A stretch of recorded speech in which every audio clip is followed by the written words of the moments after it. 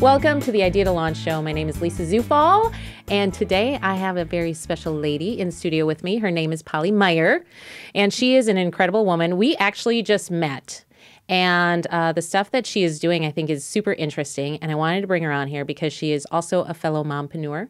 So she is building her empire while getting the laundry and the dishes and dinner on the table. Lord knows what we're having tonight for dinner, but you know, as a fellow mompreneur, you just figure it out, right? Whether it's Domino's because they deliver and they have a sweet app, or you're cooking something from scratch.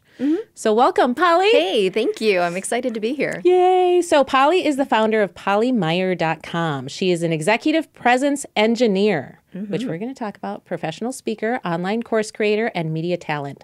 Polly works with the rebels, I love this, the risk takers and the underdogs, and is the trainer of choice for leaders who need to make powerful impressions and handle themselves well under pressure.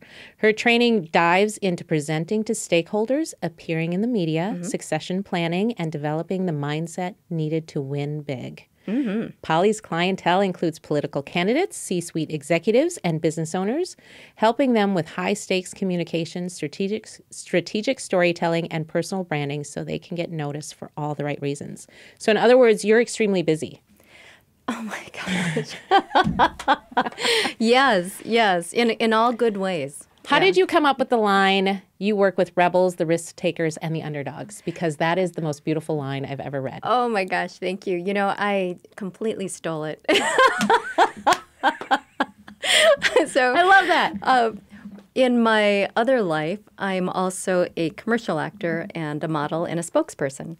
And so I work not a lot anymore, but there was a time when I was a model and a guest host over at Shop NBC. Okay. And they switched over to Evine, and they changed their marketing. And as I was walking down the hallway one day, I saw that line, and I thought, that's what I do.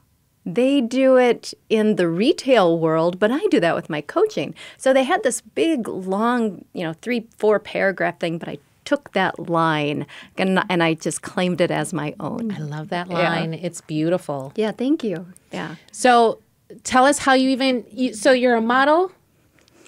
Yes. You're a spokesperson? Yes, and a commercial actor. I've been doing that for 10 years. What's a commercial actor? So I work in commercials. So you can see me in regional and local and national commercials. Been doing this for about 12 years. I did not know that. Yeah. What's a commercial that is your favorite that you've done? Oh, boy. I would say the Kemp's commercial.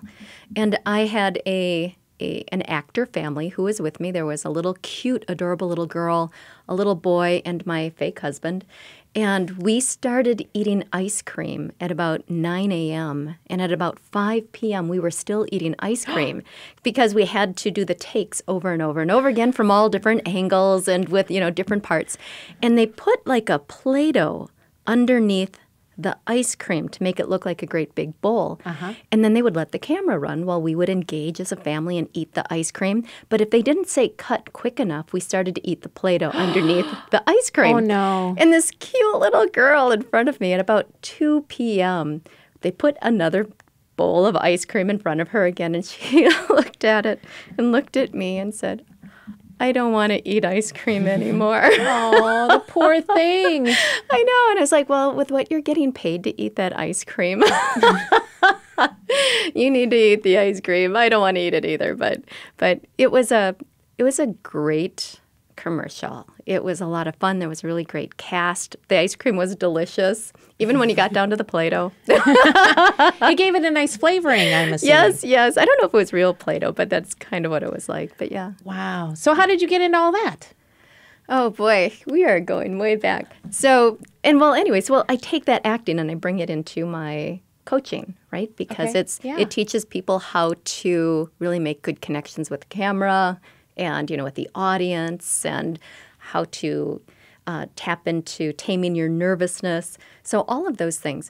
How I got into that, well, I was also a professional ballroom and Latin dance instructor for 10 years. Wow. Well, actually about 8 years. And I was working at the studio, which is where I bring in the body language part, that confident body language into my training now from my ballroom days. And a news reporter came in to do a story on ballroom dancing. Okay. And I became one of his instructors. And during our dance lessons, he told me, you should really get into acting. And so he taught me how to do it, and I started to work with him as his production assistant on the news station. And he taught me all about headshots and the talent agents, and I got into acting. Wow. Yeah, I know. And so all of these It's things. like serendipity. I Yes, love that stuff. Hey, it has been a serendipitous life, I have to tell you. Aww. Yeah. So all of these things with the body language and the content that you pick up, the marketing aspect of it and the personal branding, because you work with all of these wardrobe consultants and makeup artists and acting coaches. All of that comes into my coaching that I do now as a strategic communications coach and personal branding. Wow. Yeah. That's amazing. Yes, and then that led me to working with a director who was going to see a client, and while I was there with the client, I was just hanging along, coming along for the ride. That client connected me to her client, and they brought me into their strategic communications firm, where I worked for a few years. And I adored them, and if they're listening, I absolutely adored them. After a few years, they decided to take their firm in a different direction, which was great for them, but it was no longer a fit for me. So at that point, I decided I want to start my own strategic communications firm. It goes beyond the words that you use. It brings in the body language element to communicate and connect and engage, and it brings in that mindset aspect, that communications that you're having with yourself. Is it going to tank you, what you're saying to yourself? Or Your is monkey it going brain. Yes. And I knew I could do it. I decided to intentionally stay out of their playground because I had such respect for the communications firm that I was working with, and I wanted to protect that relationship. And so then I started teaching corporate executives who were going to be on video. The producers would call me and say, hey, we got this guy or we got this gal, little rough around the edges, and they're doing a corporate video. Can you come and train them? And so because I had my connections in the acting world, so that's how I got my start. And so how would you train them? I mean, what would you... Okay, train me. Okay. Well, the very first thing that I would do is to earn their trust. And I had to earn their trust very quickly. Okay. So that they would do what I say. Okay. Right? Many come in nervous. Many come in sometimes with a chip on their shoulder. Listen, I run my company. You can't tell me how to talk about my company online. But to their detriment, that's how they would sometimes come in.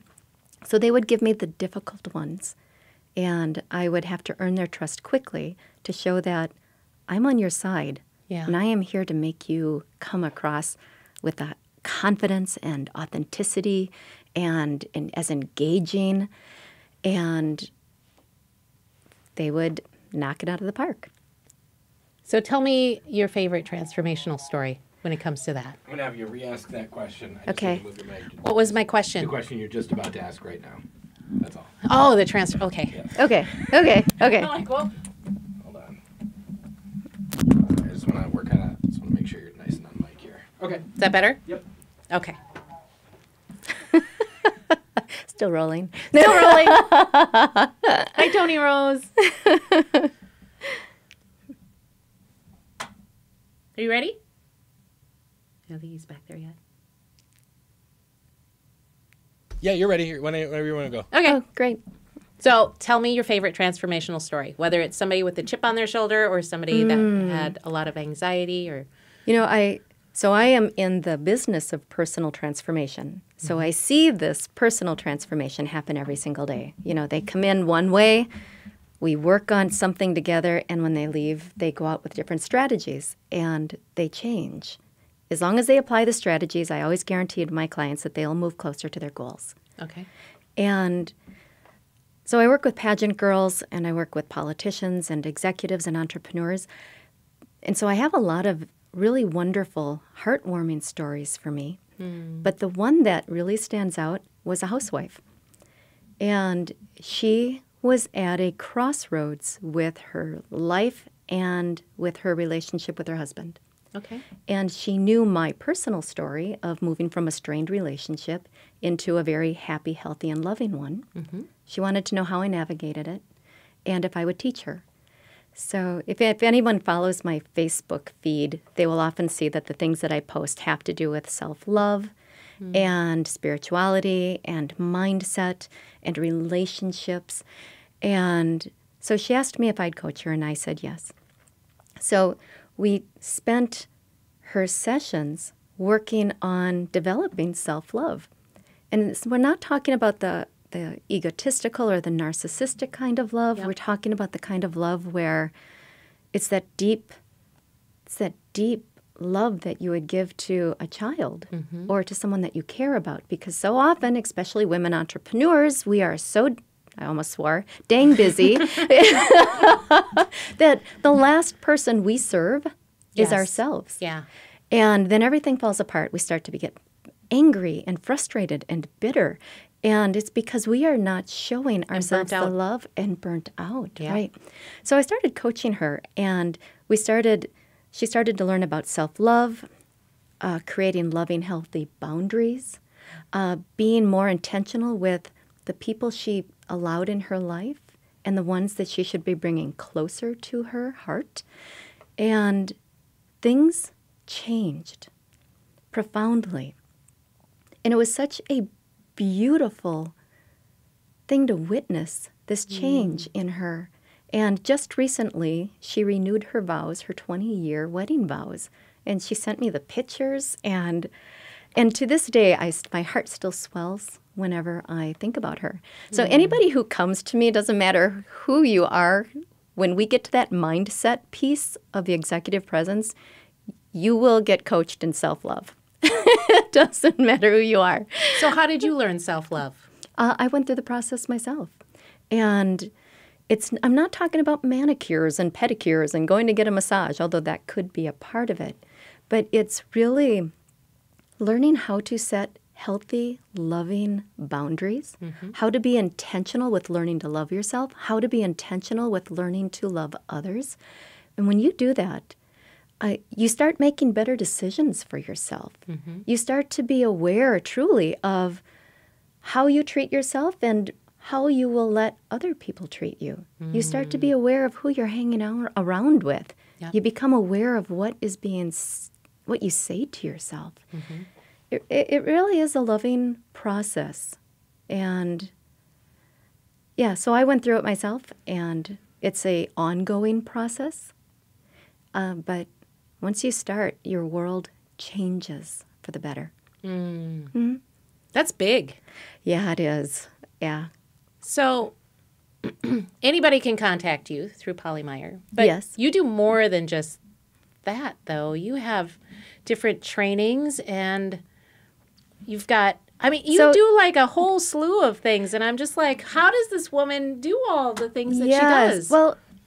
Well, because these things are important to me. I feel like I am living on purpose. This is my calling.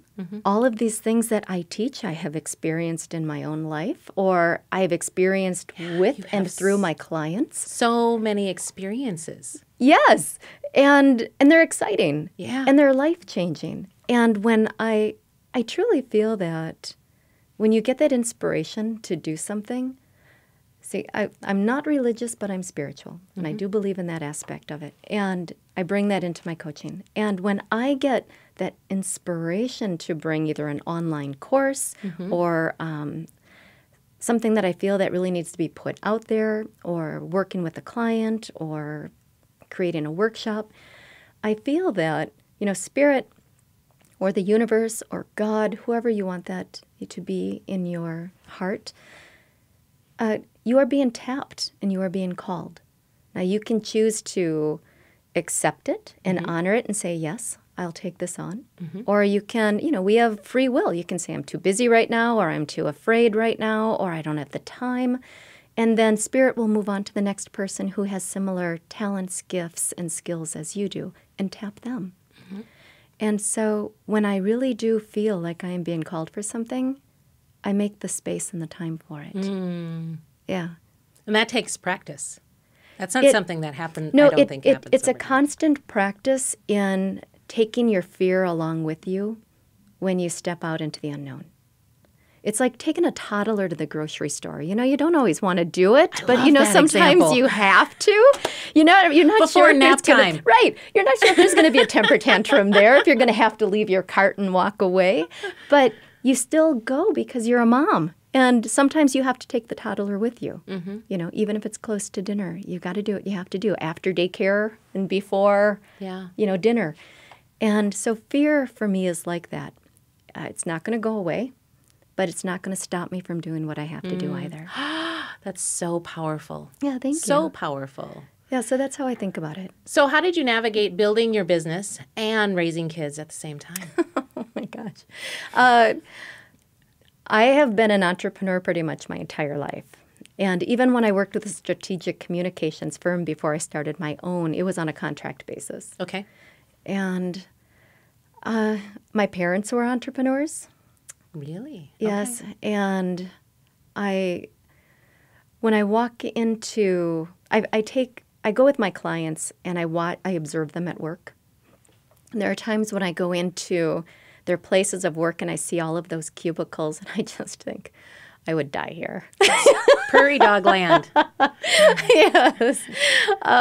Yeah. So it's not for me. So I really do follow my heart. I started my business when I left the strategic communications firm. And I have to tell you, my kids, I have 4 kids. And my kids are all very much a part of my company. My 2 youngest, they are very good with video, so they videotape my workshops for me. They edit them. My oldest daughter was a pageant girl when she was going through college, and when she won Miss Minneapolis, I started getting all of these referrals from the pageant world. And then when she moved from the pageant world into her career, she became a reporter, a political reporter. And whenever she would interview someone, a candidate, who she really liked but was really rough around the edges or nervous or overbearing, she'd give them my card and say, "You've really got to see my mom." So I started working with everyone from city council members all the way up to the governor's race in this last election. Oh, wow. Yeah, so my kids are very much a part of So what I ever do. since they were young, were you kind of instilling in them all the experiences Yes. and the things that they needed in order to project that confidence and be more? Yes. So my son is a project manager, and I was doing an interview with him just a couple weeks ago because I want to expand what I'm offering to project managers. And so I was interviewing my son. And one of the questions was, when you are needing advice in this area, where do you go to find that information? And I thought he was going to tell me a website or Google. something or anything like that. But where particularly, so that I could, go and check out those sites as well. And he said, "Well, I call you." And he's 30. Oh, I love that. Yeah, I loved that too. So they do use the techniques that I share. In fact, my youngest son, he was recording an 8-hour workshop that I was giving for PMI Minnesota. And afterwards I asked him, "So did you get anything out of this?"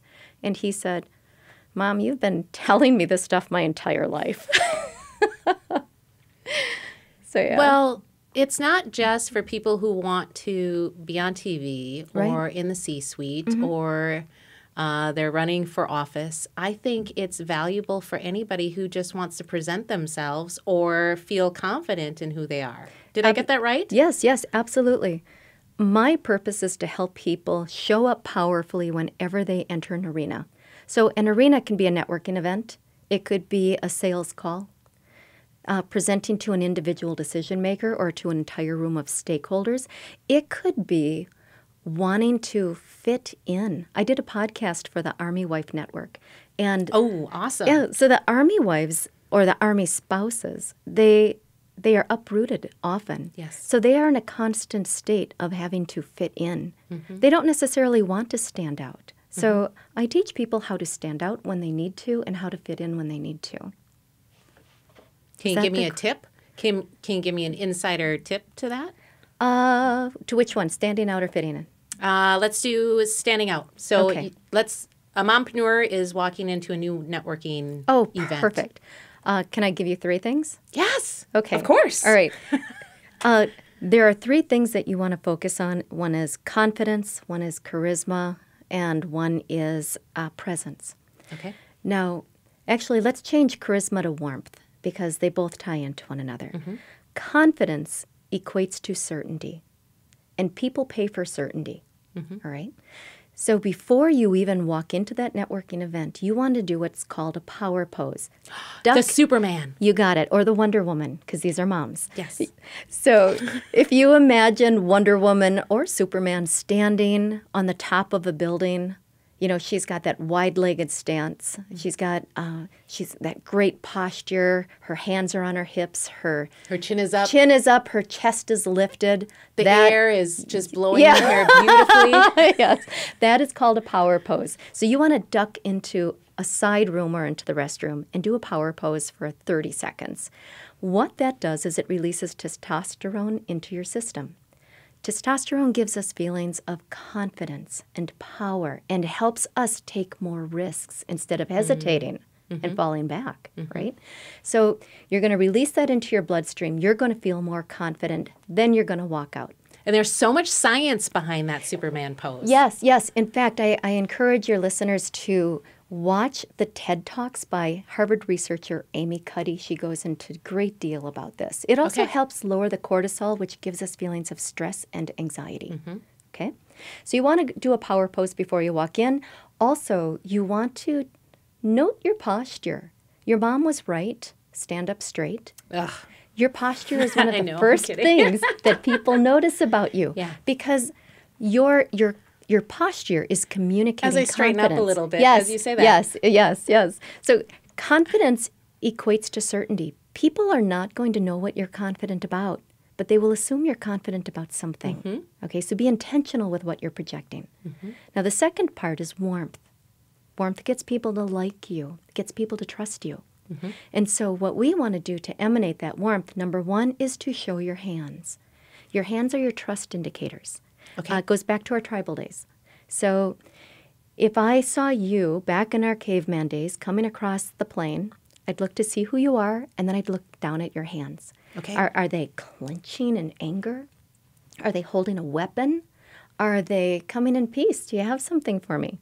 Right? And studies show that even today, we still look at the face, and then our eye gaze immediately drops to the hands. Really? Yes. So we want to keep our hands visible. We want to gesture with an open palm. Keep your hands out of your pockets. If there's a table, put your hands above the table. It helps people to trust you. Wow. Now, the second part of that warmth is eye contact. Yep. Now, when we're at a networking event, sometimes we're looking at our phone, we're looking at our watch, we're looking at the people who are around the person that we're having a conversation with. All of that detracts from our warmth. Warmth gets people to like you and trust you. So we want to really focus on that eye contact. Now, you have really good eye contact. I noticed it about you the first time that I ever met you.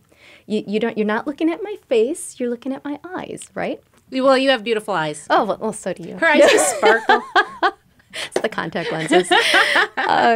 When we make eye contact, it releases oxytocin into our system. Oh, I didn't know that. Yeah, oxytocin is called the neuropeptide of trust and the cuddle hormone. Oh, interesting. So when you make that eye contact with someone, it releases oxytocin into their system, and it gets them to want to bond with you. I didn't know anything about that. Yes. So strategic communications, it goes beyond the words you're using. It also has to do with your body language. The last one is presence, and that is how you make someone feel when they're with you. Okay. And so my clients, they hate small talk, because it's small talk. Yep. But we need that small talk to build rapport, Right. to get people to like us. Like, isn't the weather beautiful? Right. So there are 2 questions that I would give your clients, and that is, 1, have them ask the question, so what has been the highlight of your day today? Oh, I love that. The second one is, so what project are you working on that you're passionate about? I ask these questions all the time. What it does is it really lets them dive deep into what they're passionate about and what was the best part of their day. They are going to feel a certain way with you because they get to talk about something that they love. They may not remember what you guys talked about, but they will definitely remember how you made them feel. And that's important. Oh, ma'am, yes. Yes, yes. That's very important. It's part of your charisma. So I want to go back to the eye contact. Yes. Because I was very bad at it. Very, very bad at it. Yeah, okay. And you know that I learned that in high school. Yes. I had a friend who freaked me out because every time she talked to me, she would look me straight in the eye. And I was not an eye engager. Yeah. Is kind of, Yes. it's really freaky, right? Can be. We Unnerving. became friends. And she explained to me that you need to look people in the eye when you talk to them. Yes. And this is a high school girl. Isn't that amazing? And so she had to have learned impacted that. me so much that ever since then, I spend time looking at people in the eye to understand really who they are. Because I think you get a lot of feelings and a lot of... Yes, you they're learn the a lot. windows to your soul, Yeah. right? Which is why a lot of people don't like to make that eye contact. I don't want you to know I'm nervous right now. You know, that's what they think, right? I don't want you knowing how I feel. Yeah. So it's like if you're on the verge of tears, right? Last thing you want to do is make eye contact because you're just going to go, gosh, with the tears, Oh, right? and I've done that too. Yeah, yes. But it's your truth teller. Yeah. Yeah. Ah, you're awesome. Oh, okay, thank you. let's plug something. Yes. What do you have to plug? What do you got going on? What have I got going on? Well, it What do we depends have on here? when this is going to air. This is going to air in January. Okay, well, What is the art and science of extraordinary executive presence? That is my online course. Worked for a year or more on that online course. It's a 6-week online course. Okay. I have politicians and news anchors, salespeople, department managers, pageant girls. They're all taking this course. It's meant for anybody.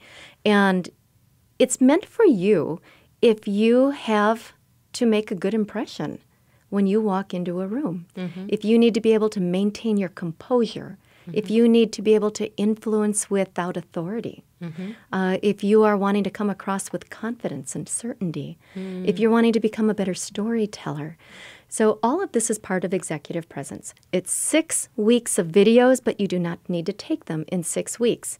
We're busy moms. Life gets in the way sometimes. Yes. So you have the course for the lifetime of the course, which will be at a minimum of 2 years until I start monkeying with it and changing it around. With it comes cheat sheets, handbooks, and you're also brought into what's called the Success Circle. It's an online Facebook private group where Okay. I'm also posting 3 or 4 times a week on how to really just nail it when you walk into an arena. Wow. Yeah. And what do you charge for that? It's normally $297. It's well over a $5,000 value. But I wanted to be able to make this training available to everybody. $297? It's $297. However, when you air this, I will definitely go in and put in a code, executive presence, if they want $100 off. Wow. Yes. Well, let's jump on that. Let's jump on that. Executive presence, one word, or do you want, is it two? Executive presence would be one word, and they would find it over on polymeyer.com. Okay. Just scroll down and you'll find it's called The Art and Science of Extraordinary Executive Presence. Awesome. And you do speaking as well? I do. Where's your niche? Where do you really like to go and speak to groups of people? Oh, golly. I like to speak in front of project managers, actually. Because with deep love and admiration, they are a little geeky, and I see the biggest transformation happen with that group because they're very technical, but they need to speak to decision makers and stakeholders, and they also have to persuade without influence. Persuade without authority. Yeah. And so teaching that group, no matter when I speak, I tend to get a lot of clients from that group. And I also like to speak in front of dislocated worker program groups because they work with entrepreneurs. And they Oh, that's a great idea. Yes, Yeah. and they work with dislocated workers in transition. And I tend to get a lot of clients from that base as well. I would also throw out there for you IT folk. Yes, Being yes, an IT person, Yes. we really like to stay in front of our computer. Yes. And so you need to practice those soft people skills, right? Yes. And then this year going forward, one of my goals is to have my own workshop once a month where I am bringing people to me versus me going out and speaking at other organizations. That's wonderful. Yeah, so I'm just Because I've learning. seen your place and it's really cool. Oh, thank you. Yes, and I'm learning how to market it. And thank you for your advice on my last one. So she's really good. Aw, thank you. No, I appreciate you coming in here. I am so glad that we met. Yeah, me too. Me too. In just this, these few minutes, I've learned so much more about you, and I'm just excited for the year ahead. I am too. This is going to be awesome. Yes. And you have this program, Rock Your website. Yep. Yes, and I am really looking forward to learning all about that. We're going to have some fun. Yes, we are. So Executive Presence is the code for the art and science of extraordinary executive presence, which is Polly's online course. Signature online course that will help you build confidence and be able to stand out or fit in whatever it is that you need to do to help you succeed in life. It's all wrapped up in there. It's worth $5,000? Oh, yes. Way over. And you get access to a Facebook group. That is awesome. Mm-hmm. That's very giving. It's a lot. It's a lot. But you know what? I want to be taken care of like this when I join a program. Mm-hmm. So I like to give as I get. I love that. Well, thank you. Thank you for joining us. If this resonated with you, please share it. Contact Polly, PollyMeyer.com, if you are looking to get that leg up in your business or just standing out, making your impact on the world. We thank you for joining us, and we look forward to seeing you next time. Goodbye.